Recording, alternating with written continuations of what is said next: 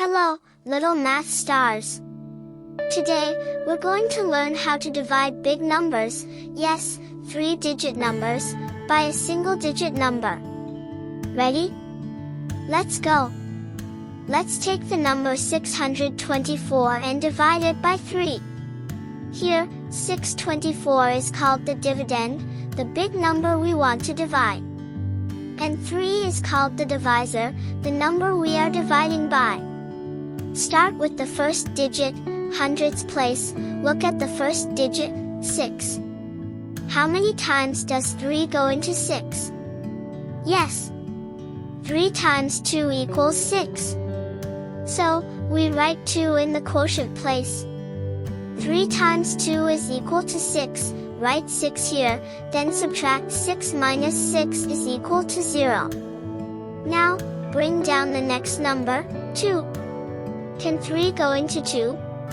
No, 3 is bigger than 2. So, we write a 0 in the quotient and bring down the next number, 4, so 2 becomes 24. Now we have 24. How many times does 3 go into 24?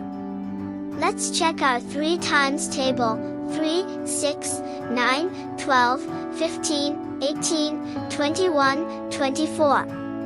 That's 8 times.